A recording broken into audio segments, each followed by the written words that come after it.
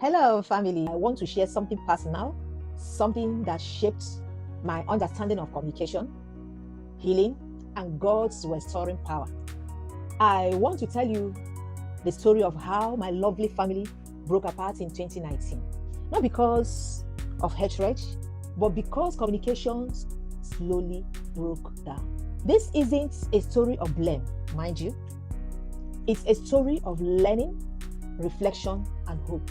When everything looks fine on the inside in 2019, if you looked at my family from outside, you would have seen warmth, laughter, and togetherness. We celebrated birthdays, shared meals, and showed up for each other. No issues. But beneath the surface, something fragile was forming. Small misunderstandings, unspoken frustrations, moments where someone felt unheard but stayed silent, moments where someone felt misunderstood but didn't know how to explain. It didn't look like a crisis, it looked like life, normal life, but communication was slowly eroding. That was the time I and my husband needed James chapter 1 verse 19 the most in our life. That says, be quick to listen, slow to speak, and slow to become angry. In that season, we were the opposites. The slow drift we didn't notice. By early 2019, conversations in our home had become tense. We were talking but not connecting.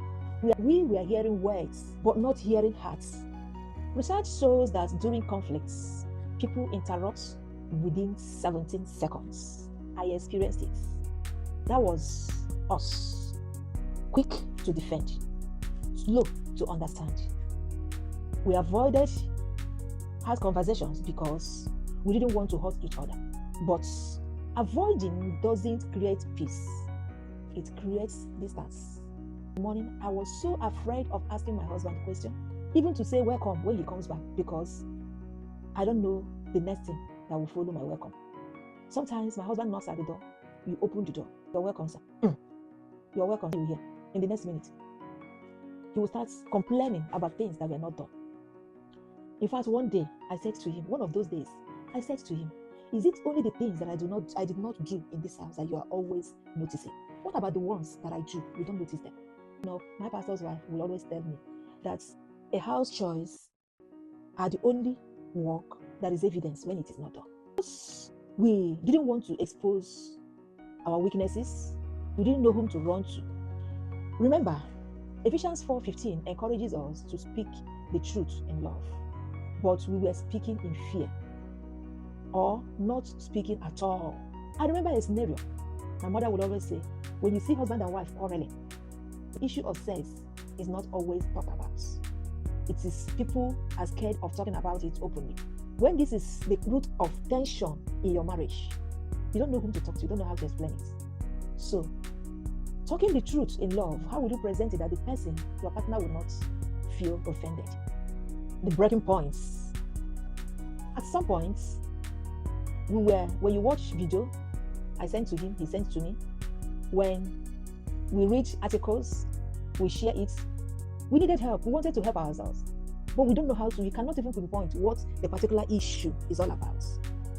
When the book of Ephesians said, encourage us to speak the truth in love, but you don't know how to address it because of fear of condemnation, being judged, being criticized.